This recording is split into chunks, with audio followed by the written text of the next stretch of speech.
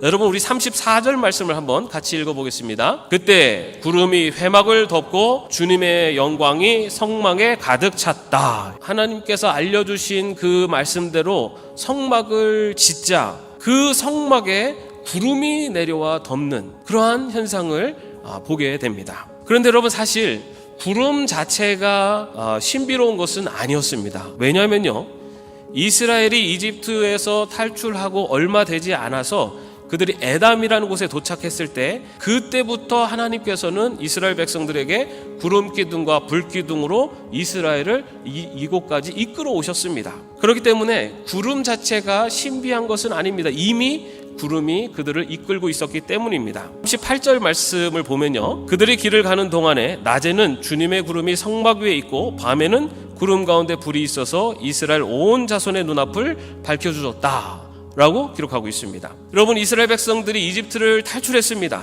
그렇지만은 그 이집트를 탈출해 나와서 그들이 걸어가야 되는 곳은 드넓게 펼쳐져 있는 광야였습니다. 인간이 살아갈 수 없는 장소가 바로 광야입니다. 이처럼 주의 구름은 광야의 이 극한 환경, 너무나 황량하고 척박한 환경에서 이스라엘 백성을 지키고 보호해주는 역할을 했었던 것입니다. 그런데 그렇게 이스라엘을 지켜주시고 보호해주셨던 구름 기둥과 불 기둥, 그 주의 구름이 성막을 세운 후에 달라지게 됩니다.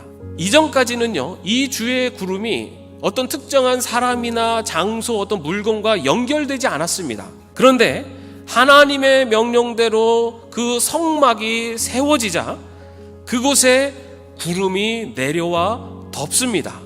그리고 오늘 말씀에서처럼 그곳에 주님의 영광이 가득 찼다라고 기록하고 있습니다. 다시 말해서 그 구름 기둥이 이제는 성막과 연결되어 있는 처소가 되었다는 것입니다. 그 성막이 이제는 바로 하나님의 임재한 처소가 되었다라는 것을 오늘 말씀은 우리에게 이야기하고 있습니다. 이처럼 구름이 지상으로 내려와서 성막을 덮는 이 사건은 이스라엘을 지키시고 보호하시는 그 하나님께서 이스라엘과 함께하고 계신다는 것을 바로 이스라엘 백성들에게 분명하게 보여주신 사건이었던 것입니다. 그러나 여러분, 신약시대에 와서 하나님의 임재하는 처소가 바뀌게 됩니다. 바울은 고린도전서 3장 16절에서 하나님께서 임재하시는 처소가 어떻게 바뀌는지, 하나님께서 임재하신 바로 그 성전이 바로 무엇으로 바뀌었는지를 이렇게 이야기합니다. 여러분은 하나님의 성전이며 하나님의 성령이 여러분 안에 거하신다는 것을 알지 못합니까? 라고 말합니다.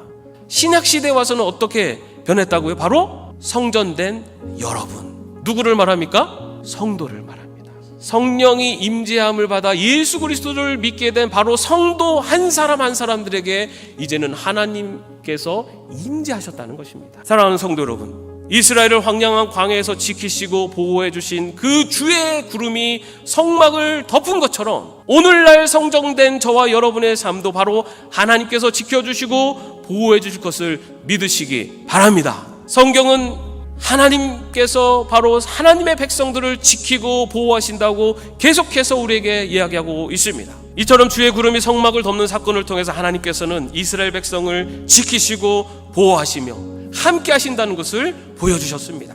여러분, 이스라엘 백성이 이 생존의 위협을 받는 척박한 광야에서 40년을 지낼 수 있었던 이유가 바로 여기에 있습니다. 주의 구름이 머물면 이스라엘 백성도 머물었고, 주의 구름이 성막 위로 올라가면 이스라엘은 길을 떠났습니다. 다시 말해서 주님이 머물라 하시면 머물고 주님이 가라 하시면 가셨습니다. 주의 말씀에 순종하며 살았기 때문에 이스라엘은 광야 40년이라고 하는 그 척박한 광야에서도 그 길을 끝까지 걸어갈 수가 있었던 것입니다. 사랑하는 성도 여러분, 오늘날 우리에게 하나님의 뜻을 알려주시고 하나님의 나라로 인도하는 그 지표가 무엇입니까? 그것이 바로 하나님의 말씀입니다. 하나님의 말씀만이 우리가 이 땅을 어떻게 살아가야 되는지 알려주는 영원을 향한 지표인 것입니다. 그 하나님의 말씀에 순종하며 나아가며 지키시고 보호하시는 하나님의 은혜가 함께 하실 줄 믿습니다. 말씀을 읽고 묵상하고 하나님의 뜻을 깨닫고 그 깨달은 바를 삶으로 실천하는 길을 걸어가는 저와 여러분 되시기를 주님의 이름으로 축원합니다.